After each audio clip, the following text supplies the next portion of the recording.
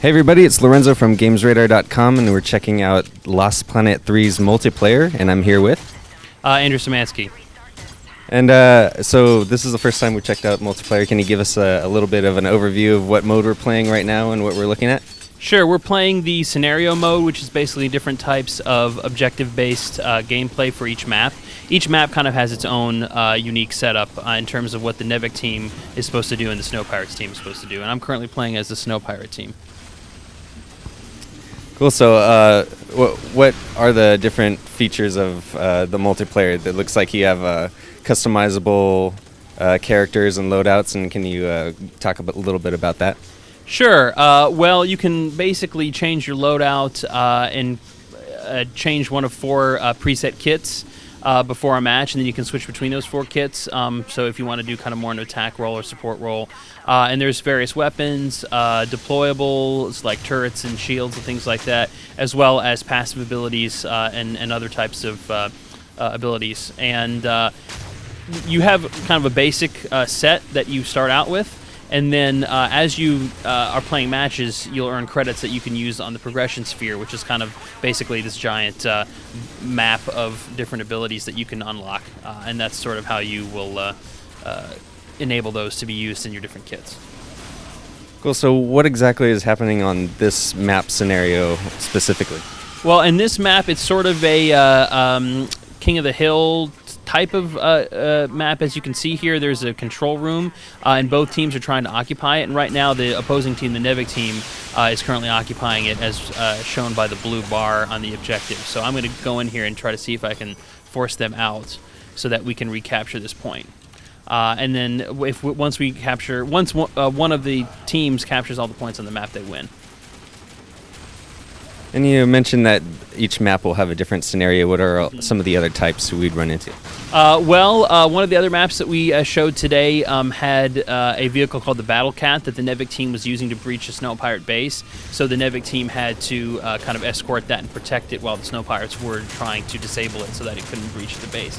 There's other types as well, sort of almost similar to sort of capture the flag type of games. What we've tried to do with scenario mode is take objective-based modes that you may recognize, from other types of multiplayer shooters, but put sort of a Lost Planet twist on them. So there's sort of a narrative-based reason for what people are doing, as opposed to just, hey, go get this flag because it's a flag. We try to make that tied in a little bit more to the story. So how many different types of scenario match types would there be in the multiplayer? Well, there's 6 maps, and the scenarios are different in each one. So you have a total of 6 different maps and different gameplay types in scenario mode. And then there are 4 overall gameplay modes. So you've got scenario, and then you've got 3 others. One of the other ones we're showing today is called Acreage Survival, which we'll probably be able to get some later. And that's basically more of a cooperative type of gameplay mode where you and your teammates are fighting against the AI Acreage creatures. Okay, now we're in the Acreage Survival mode, the second match type of Lost Planet 3's multiplayer. Can you give us an overview of how this mode works? Sure. This is mainly a co-op focused mode where we have multiple waves of Acreids that are going to attack you, and the Acreid types will vary depending on the map that you're playing. So 2 waves of Acreids, and the more you kill, the more score you earn, and the more thermal energy you can get. And then once you've cleared the first 2 waves of Acreid, the third wave, the map opens up, and the barriers here that you can see will open up, and then you will have to defeat the other side, the opposing players. So it's basically 2 rounds versus Acreid, and then the final finishing round versus the players. So it's a nice way to kind of build up your team strength before you take on the other team. Well, and will the Acreid progressively get harder as you go through the different rounds? Yeah, generally the second wave are bigger and meaner than the first wave. In this case, we've got these what are called Bolsapaya. They're kind of a smaller enemy that has a projectile attack, and we're going to start with them, and then our second enemy type will be showing up after that. So in the scenario mode, the mode we showed previously, each of the maps had a different objective, and each map just had a different scenario. That's why you call it scenario mode. But is there anything similar to that in this mode?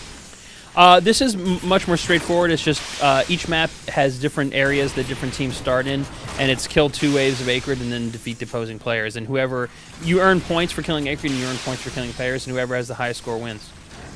And you'll get points, and that'll all go towards your customization.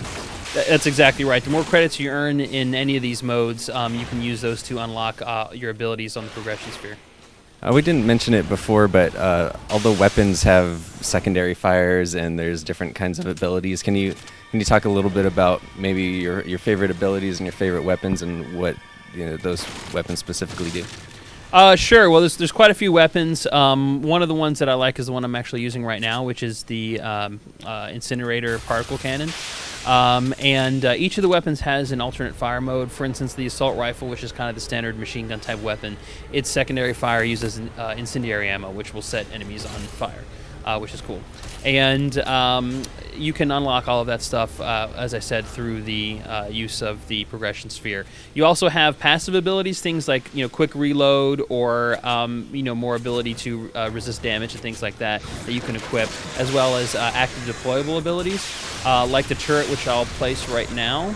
So I'm going to deploy this turret here, and this is going to shoot the Acreage and help me out. So some of my favorites are probably for deployable. I like this turret. I also like the Proto Harmonizer, which is kind of an energy field that will replenish the health of you and anybody on your team. And I also like the there's a toxic fume ability, basically, that if you equip it, when you die, before you respawn, you can release this toxic gas that will kind of get revenge on the people that killed you, and that's one of my favorite, especially when you have multiple people equipping it in a match, because then you see these huge clouds of purple gas all over the place. It's just a lot of fun. So it's like everybody just ate a bunch of burritos before they went into the battle. Exactly. And it's really fun to yell at somebody and be like, "You killed me with your gas, man. You killed me with your gas." Cool. So,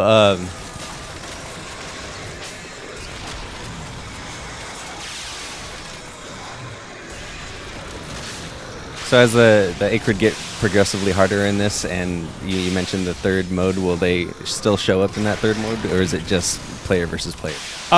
They will stop spawning in the third mode, but if there's any left that you haven't killed, they will be around. So it's really about trying to kill them as quickly and as often as possible, so you can earn that high score and earn a lot of thermal energy. As you can see, I've got 404 thermal energy here, now up to 416. And that's basically what I use for the deployable. So to place a turret, I've got to have that, as you can see. So the more of that I earn over the course of the Acreage rounds, the more I'm going to have to be able to fight the guys at the end. Cool. So if you earned enough thermal energy, you could place multiple turrets to make a defensive strategy or that kind of thing.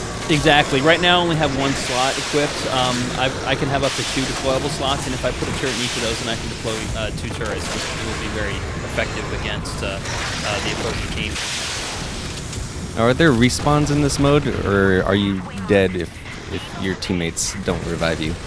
There are respawns. We played around with a bunch of different interpretations of this mode before we settled on the one that we're showing right now. But we decided it's more fun if you do have respawns, and just make it point-based. So basically, if you die, that's just a loss of time, and that's the time that you're not earning points, and the other team is earning points. So that's the incentive to not die, is to earn many points as possible. So how many different maps are there for the Acreage Survival? Is it the same as the scenario mode?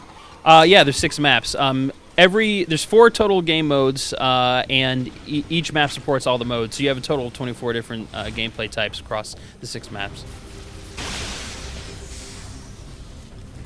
Awesome. So when can players expect to play Lost Planet 3? It'll be coming out August 27th in North America, and we're looking forward to seeing a bunch of people having fun online with it. And what platforms? It's going to be coming out for the PS3, Xbox 360, and PC.